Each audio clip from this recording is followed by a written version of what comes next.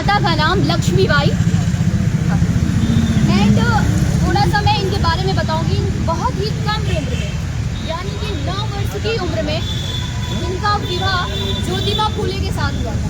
पहले की प्रथा क्या थी कि वहाँ पे जल्दी शादी कर दी जाती थी। अब तो बहुत ही पढ़ाई है तो 30 के बाद भी अब शादी होती है, जहाँ तक गर्ल्स की है। लेकिन जो पिछली की प्रथा थी उसमें क्या होता था, लड़कियों की शादी जल्दी करा दी जाती थी। तो उसी रीति रिवाज को देखते हुए उनके फादर यानी उनके पिता ने सावित्रीबाई फूले का जन्म 9 वर्ष की उम्र में ज्योतिबा फूले के साथ कर दिया। ज्योतिबा फूले का स्टार्टिंग से ही पढ़ने लिखने में बहुत ही रुचि था, पढ़ने लिखने में बहुत इंटरेस्टेड थी।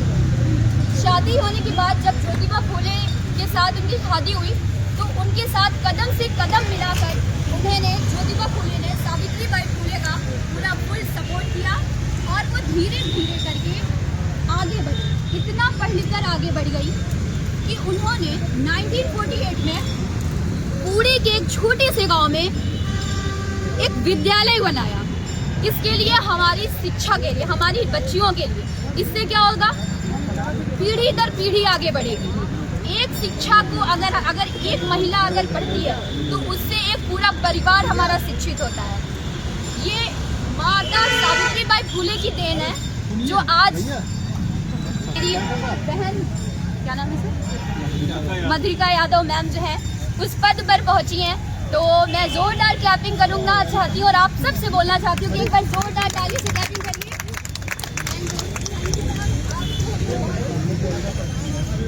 और एक्सप्लेन करती हूँ। जब पढ़ने लिखने के लिए सावित्रीबाई फूले जाती थी तो लोग क्या करते थे, उन पे कीचड़ फेंकते थे, पत्थर फेंक देते थे ताकि क्या वो पढ़ ना सके। लेकिन वो अपने कदम से पीछे नहीं हटी। उन्होंने ये नहीं कहा कि मुझे पढ़ना नहीं है या फिर मुझे लोग गाली देते हैं, कीचड़ उछाल देते हैं, मैं नहीं करूँगी।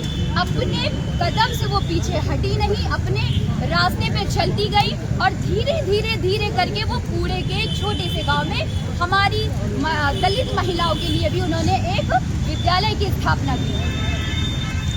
और धीरे धीरे वो विद्यालय इतना आगे बढ़ा कि एक महिला शिक्षा के लिए एक वो बहुत बड़ा श्रेय जाता है जो हमारी माता सावित्रीबाई फूले का है। उन्होंने भारतीय समाज सुधारक आंदोलन में एक अग्रणी मानी जाती हैं। वो इनका विशेष योगदान क्या था, इनका विशेष योगदान था जैसे कि विवाह और क्या बोलते हैं उनको, विवाह और पुनर्जाति को, पुनर्विवाह को आगे बढ़ाना, समर्थन करना उनका, ठीक है। और इनका रोकथाम किस पे था, जैसे बाल विवाह ना होना, जाति प्रथा पे भेदभाव, ये सब पे उनका रोक था कि ये सब चीज़ें नहीं होनी चाहिए। किस लिए नहीं होनी चाहिए, ताकि कोई भी जाति का हो, ऐसा नहीं है कि विद्यालय बना दिया तो उसमें हिंदू ही जाएंगे, मुस्लिम जाएंगे, सिख जाएंगे, ईसाई जाएंगे। सभी जाति के लोग वहाँ पे जाकर पढ़ाई कर सकते हैं। ऐसा कोई जाति प्रथा का रोकथाम नहीं था। तो अपनी बाड़ी को विराम देते हुए मैं बताना चाहूँगी कि बहुत ही कम उम्र में, यानी 10 मार्च 1897 में रोगियों की सेवा करते हुए वो हमें और हम सबको छोड़कर अलविदा कह गई। आशा करती हूँ कि हमारी बातें आप सबको समझ में आएगी। Thank you, have a nice day. Thank you ma'am.